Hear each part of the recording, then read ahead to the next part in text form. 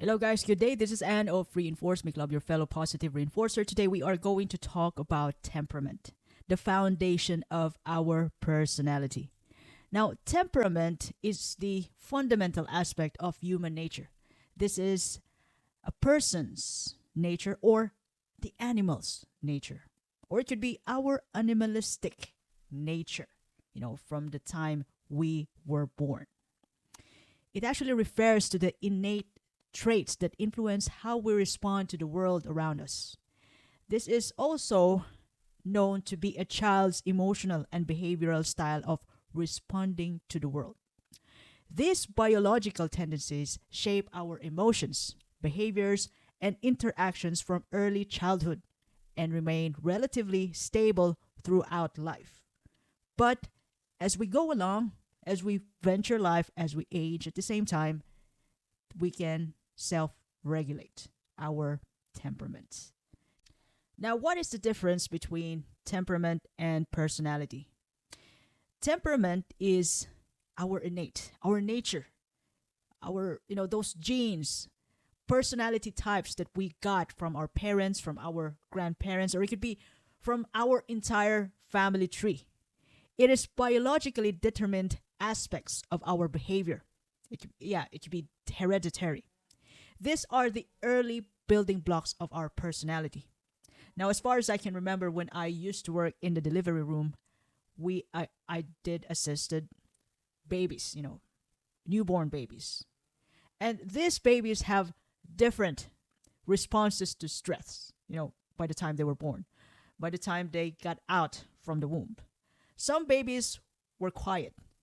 Some are, really noisy. They could be like all over the place. By the moment they get out from the womb, like, "Ah!" And some babies are quiet. Some babies are chill, and then chill as in by the time they get out from the womb, they're like, oh my gosh, I'm born, and then we give them milk, and then they have good suck, good relationship with their mom, with their parents. Some babies are like anxious. Some babies were exhausted.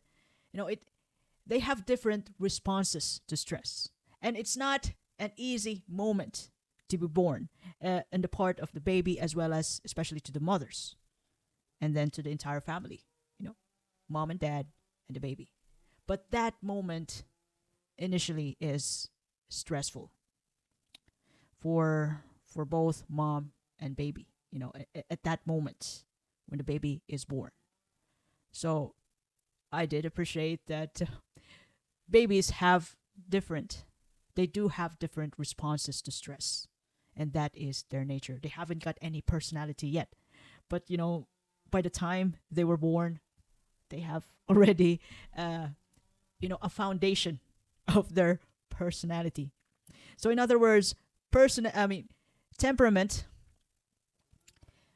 temperament is their raw material. It's the baby's emotional response to their environment, their situation. And there's no personality yet. You can't really appreciate what type of person is this. But they already have responses. Some babies are chill, some babies are quite anxious by the time they were born. Some babies were stressed out, some are exhausted. Different responses to stress. Now, on the other hand, personality is the combination of temperament and experiences. It includes learned behaviors, beliefs, and habits. In other words, personality develops over time and can change with experiences and conscious efforts. In the essence, personality is the structure built upon the foundation, which is temperament. Personality is influenced by life experiences, environment, and our conscious choices. Now, that is the difference between temperament and personality. Now, let's move on to the different types of temperament. The concept of temperament has been explored in various models, but today I am going to bring about one of the well known, the four temperaments model by Hippocrates. Hippocrates is one of the best ever Greek philosopher in you know in history. Now, the first type of temperament is the sanguine, which is also called the optimist. Now, these people are sociable, enthusiastic, lively, and active. Sanguine individuals are often considered as extrovert. They are talkative. They enjoy being with people and is generally optimistic. They don't easily judge people. They just want to get along and connect with different types of people. That is why it's easy to connect with these people. Although they could be optimistic, but the downside of their being sociable and lively, they could be impulsive and forgetful because they are distracted. And these people may struggle with following through one task, following through one idea. And since they could be impulsive, they are people who seek out thrill seeking behaviors, which could be extreme at times, extreme to the point that they are prone to drug use. They are great explorer fellas. So that's the downside of being optimistic or too optimistic. That's why we need to strike the balance at times. The second type of temperament is the choleric or the leader. Now, these people are ambitious, passionate, and driven. Choleric people are often assertive and decisive and tend to take charge in the situation. Although, if you get along with these people, you will surely have a direction. But the downside is they get easily angered. They are domineering and may struggle with patience and empathy. So, once again, it's important to strike the balance. You know, you could be a good person and be bad at the same time. So, strike the balance with your personality, with the way we deal with people, especially with ourselves. Now, the third temperament type is the melancholic or the thinker. These people are thoughtful, reserved, and often reflective. Melancholic individuals are typically detail oriented and organized and prefer solitude or small group. In other words, they could be introvert people. Now, the downside of this fellas, of these folks, they could be prone to anxiety, depression, and perfectionism. They always want to make things perfect, to deliver a type of could be presentation which is perfect for them. So this could, if you want to deliver something perfect, of course, most of the time you'll be prone to anxiety. And when you think that you don't deliver the perfect presentation, the perfect citation, dissertation, and then you get depressed. So once again, it's important to strike the balance. You could shift your personality, your temperament from melancholy to someone who could be optimistic. Now, that is one way for you to strike the balance. Now, the fourth type of temperament is the phlegmatic, the peacemaker. Now, these people are calm, reliable, and content. Phlegmatic individuals are often patient, good listeners, and prefer harmony and peace. Although these people are good people, calm, patient, good listeners, but they could be passive, indecisive. They couldn't decide sometimes even for themselves.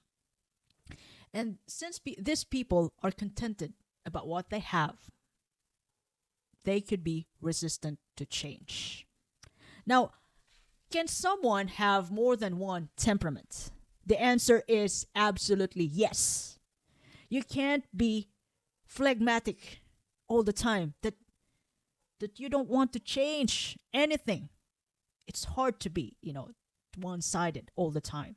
That is why it's important to shift your temperament to another type, which is choleric. Although you can be calm, contented, reliable, but when something happens in your life, you can shift to someone who is choleric. Although the dominating part of your temperament is phlegmatic, you can adapt being choleric person so that you can achieve your goals. Although you can be contented of what you have, and then something happened in your past, or something happened to you today which made you really discontent, or change your mind, or change what you have, then you change. You shifted your temperament to someone who is choleric. Although you could be, you could be patient at the same time. You can mix it up. And now, since you become a choleric person, the leader who gets easily angry, now you can self-regulate your anger with patience. Try to think about your responses. Now, you'll be prone to become self-reflective. Now, you're a thinker. So, that's what makes a person unique, and the beauty of our existence. Because, you can shift your temperament from peacemaker to a leader, or from optimist to a leader, to make things right for you, to make things advantageous for you and for other people or other parties. Now, for example, a person might be primarily sanguine, but that person can still adapt the choleric traits, can still able to exhibit choleric traits. So you can blend temperaments to make each person's personality unique. That's the beauty of it all. Now, can temperaments be changed? Well, this is how it goes. Temperament can be moderate or managed through personal development, life experiences, and conscious effort. For instance, a naturally impulsive person who is sanguine can learn to become more disciplined and patient over time. While the core tendencies might remain, their expression can change with maturity, as people age, and by intention, by therapy, by self-awareness with professional help. All in all, temperament represents our innate, our natural aspects of behavioral and emotional responses, laying the groundwork for personality development. While temperament is biologically rooted and tends to be stable throughout life, it also interacts with our experiences and the environment that we're in to shape our personality, which is more dynamic and subject to change. Understanding the different types of temperaments, namely sanguine, choleric, melancholic, and phlegmatic, can help us recognize our natural tendencies and those of others. While these temperamental traits are relatively stable, we can learn to manage and adapt our responses with self-awareness and effort, enhancing our personal growth and relationships. Now, I hope you learned something from today, and I also learned something today from this lesson. Now, if you ever love this episode, you can follow me in YouTube, Facebook, Spotify, Apple Podcasts, and even in Amazon Podcasts. Reinforce Me Club. By the way, this is Anne, your fellow positive reinforcer. I do appreciate your time and have a lovely day ahead.